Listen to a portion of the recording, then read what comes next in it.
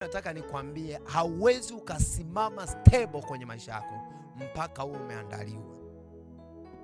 Narudia tena, hauwezi ukasimama stable, iwe kwenye uchumi, iwe kwenye ndoa, iwe kwenye huduma, iwe kwenye biashara, iwe kwenye elimu, iwe kwenye siasa. Hauwezi ukasimama stable na ukaleta matokeo kama ndani yako haujaandaliwa, kwa sababu kigezo cha kuandaliwa, hatua ya kuandaliwa ni kutengeneza msingi.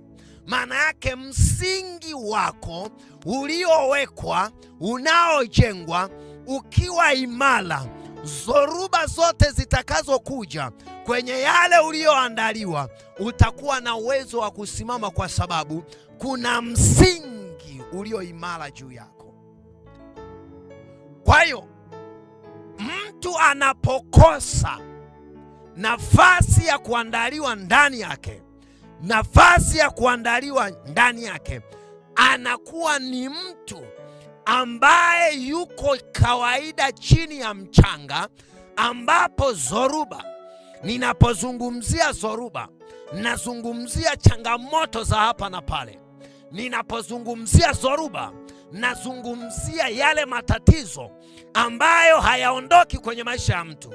Unakuta mtu yupo, lakini kuna zoruba imemkamata.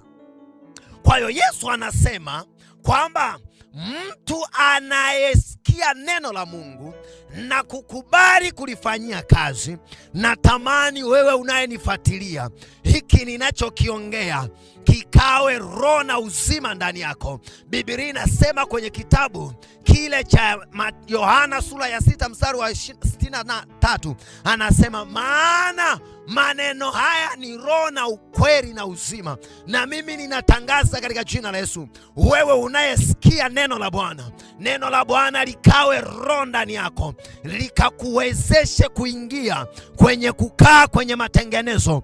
Wale watakaotengenezwa kitabia, wale watakaotengenezwa kwa ajili ya maono makubwa, yoyote ninakuombea katika jina la Yesu, neema ya kutengenezwa isiondoke kwako katika jina la Yesu.